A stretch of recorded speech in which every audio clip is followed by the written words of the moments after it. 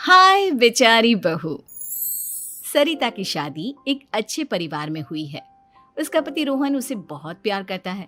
घर में उसकी सास शांति और ननद मीनाक्षी भी है, जो सरिता के किसी काम में दखल अंदाजी नहीं करती। लेकिन फिर भी सरिता को ऐसा लगता है कि दुनिया की सबसे ज्यादा बेचारी बहू वही है और सबसे ज्यादा अत्याचार उसी पर हो रहा है। माँ जी, ये लीजिए आपकी चाय। अरे बहू, तूने इतनी ज्यादा चीनी क्यों डाल दी चाय में? हाय हाय माँ जी, मैंने तो उतनी ही मीठी बनाई है जितनी मीठी आपको पसंद है। माँ जी, आपको तो मेरे हाथ की चाय अच्छी ही नहीं लगती। जब देखो कुछ न कुछ कमी निकाल ही देती हो। अरे बहू, तू एक बात के पीछे ही पड़ जाती है। मैंने ऐसा कब कहा कि तू रोज चाय खराब बनाती है? सरिता अपने कमरे में चली जाती है और फोन उठाकर अपनी माँ से बात करती है। हेलो माँ, कैसी हो आप? क्या कर रही हो? मैं तो ठीक हूँ, पर तू बता, तेरा मूड कैसा है? तेरी आवाज से लग रहा है कि कुछ तो हुआ है तेरे ससुराल में। अरे क्या बताऊँ माँ, यहाँ तो हर समय मेरे साथ बहुत बुरा व्यवहार होता है। मैंने अपनी सास के लिए इतनी अच्छी चाय बनाई, लेकिन मेरी सास चाय पीते ही मुझे 4 बातें सुना दी। बेटी, तू इतनी छोटी छोटी बातों पर ध्यान ही क्यों देती हो? तुम्हारी सास ने कुछ बोल भी दिया तो क्या हो गया, वो बड़ी है ना तुझसे। माँ ने इतना समझाया, लेकिन इस बात का सरिता पर कोई असर नहीं हुआ। अपनी बेचारी बहू की छवि वो बदलना ही नहीं चाहती। अगली सुबह सब नाश्ते की टेबल पर बैठकर नाश्ता कर रहे थे, तभी सरिता ने अपने पति से कहा, सुनिए जी, मुझे ना आज बाजार से कुछ सामान लेकर आना है। आज आप ऑफिस से आने के बाद मुझे लेकर चलना ना। भाभी, मुझे भी कुछ किताबें खरीदनी है। आप दोनों जा ही रहे हो तो मेरी किताबें भी ले आना। लो, अभी तो बात ही की है बाजार जाने की, तो एक फरमाइश आ गई। माँ जी, आप भी बता दो कुछ, और हाँ, मोहल्ले वालों से भी बोल दो अगर वो कुछ मंगवाना चाहते हो तो। बेचारी मीनाक्षी अपना सा मुंह लेकर रह गई। ये सब देखकर रोहन से चुप नहीं रह गया और वो गुस्से में बोला, सरिता, क्या हो गया है तुम्हें? मीनाक्षी ने तो सिर्फ किताबों के लिए बोला है। तुम्हें मीनाक्षी से इस तरह से बात नहीं करनी चाहिए। माफी मांगो उससे अभी। क्या? मैं माफी मांगू?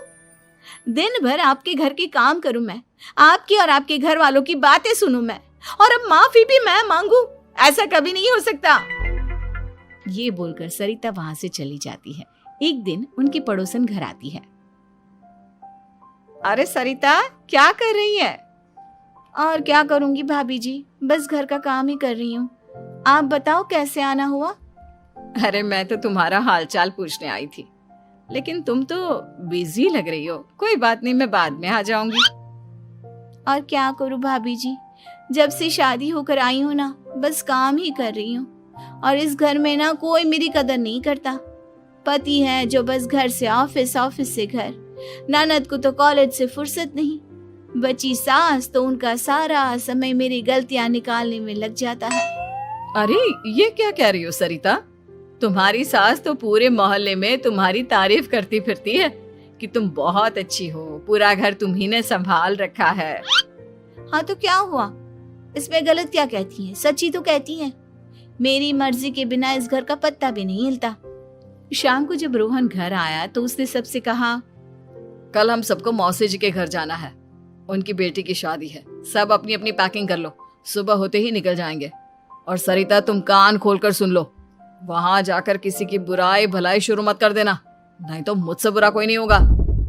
हाय हाय जी, आप तो ऐसे कह रहे हो जैसे मैं सुबह शाम सबकी बुराई करती फिरती हूँ। आज तक कोई कह नहीं सकता कि मैंने किसी की पीठ पीछे किसी के बारे में कोई बुरी बात बोली हो तो। अरे बस बहू, बात को और ज्यादा आगे मत बढ़ा। हमें सब पता है तो हमारे साथ क्या व्यवहार करती है। ये बात घर तक रखना, शादी में किसी को कुछ मत बोलना, नहीं तो सब कहेंगे कि शांति की बहू कितना बोलती है। हाँ हाँ, सब कुछ तो मैं ही बोलती हूँ ना। आप लोग तो हर समय फूलों की बारिश करते रहते हो मेरे ऊपर। सारी गलती मेरी है जो मैं इस घर में आई। सबका कितना ध्यान रखती हूँ, लेकिन फिर भी मेरी तो आप लोगों की नजर में कोई कदर ही नहीं है। अगली सुबह सब लोग मौसी जी के घर पर चले जाते हैं। वहां पर शादी का माहौल होता है, सब जगह चहल पहल होती है, बहुत सारे मेहमान आए हैं। सरिता को वहां बहुत अच्छा लग रहा है। वो अपने मन में सोचती है, यहाँ कितना अच्छा लग रहा है, कितनी रौनक है। मैं यहाँ किसी से ज्यादा बात नहीं करूंगी।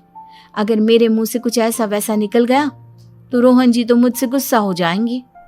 सरिता ये सब सोच ही रही थी कि वहां रोहन की कजिन साक्षी आ गई और सरिता से बोली, आप सरिता भाभी हो ना? जितना आपके बारे में सुना था आप तो उससे भी ज्यादा सुंदर हो। हाँ वो तो है, मेरी सुंदरता की तारीफ सब करते हैं। मेरे मायके में तो सब यही बोलते हैं कि रोहन जी की किस्मत बहुत अच्छी है जिन्हें मैं मिली।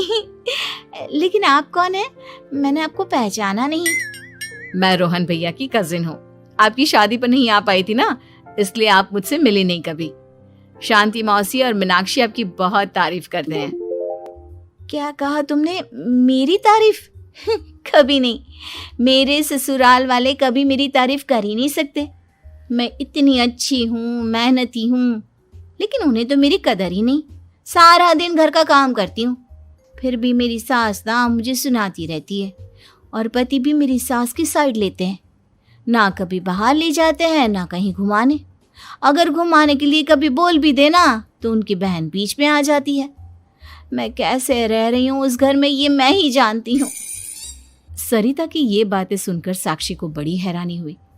अब वो हर किसी के सामने अपनी बड़ाई और ससुराल वालों की बुराई करने लगी। रोहन और शांति को सरिता पर बहुत गुस्सा आया, लेकिन वो चुप रहे। अगले दिन जब वो अपने घर पर आए, सरिता, तुमने क्यों सबके सामने मेरी इज्जत का तमाशा बनाया? तुमसे बोला था ना कि चुप रहना। अजी ऐसा भी क्या कह दिया मैंने जो इतना भड़क रहे हो? तुम जहां जाती हो अपना रोना शुरू कर देती हो, कभी किसी दूसरे की बात ही नहीं सुनती, बस अपनी कहती रहती हो। तुमने सबके सामने हमारा तमाशा बनाकर रख दिया है। हे भगवान, मुझे अपने पास बुला ले। जिस घर में मेरी कदर ही नहीं उस घर में मेरा क्या काम? अरे क्या करूंगी मैं यहाँ रहकर? जो भी आता है मुझे सुनाकर चला जाता है।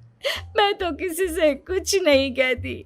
सीधी सादी बहू मिल गई है ना सबको, तो जो जी में आए वो करो। सरिता ने अपने आगे किसी को कुछ बोलने ही नहीं दिया और उस दिन भी उसने सबके सामने खुद को बेचारी बना ही दिया। अगले दिन मीनाक्षी कॉलेज के लिए लेट हो रही थी, इसलिए वो हर काम जल्दी जल्दी कर रही थी। अपना नाश्ता लेने किचन में गई और पतीले में रखे गरम दूध को गिलास में डालने लगी। दूध का पतीला उसके हाथ से छूट गया और गरम गरम दूध उसके हाथ पर गिर गया। ओए माँ, हाय मेरा हाथ, माँ मेरा हाथ जल गया। मीनाक्षी की आवाज सुनकर सरिता दौड़ती हुई आई। ये क्या किया तुमने? तुम्हें नाश्ता चाहिए था तो मुझसे बोल देती, मैं क्या मना करती थी? अब पता नहीं कितने दिन की मुसीबत पाल ली तुमने। सरिता मीनाक्षी को उसके कमरे में ले गई और उसका बहुत ख्याल रखा। उसका इस तरह से ख्याल रखना शांति और रोहन को थोड़ा अजीब लगा। माँ, सरिता के दिमाग का भी कुछ पता नहीं। कल शादी में सबको इतना कुछ बोल कर आई है हमारे बारे में, और अब मीनाक्षी की कितनी अच्छी देखभाल कर रही है। ये ऐसा क्यों करती है? बेटा, तेरी बीवी की ना आदत हो गई है सबके सामने खुद को बेचारी दिखाने की, और आदत इतनी जल्दी नहीं बदलती। जब ये बोलना शुरू करती है तो रुकने का नाम ही नहीं लेती, इसलिए इसे पता ही नहीं चलता कि ये किसके सामने क्या बोली जा रही है। लेकिन दिल की बहुत अच्छी है। हमें भी अपना दिल बड़ा करके ये जैसी है इसे स्वीकार करना चाहिए।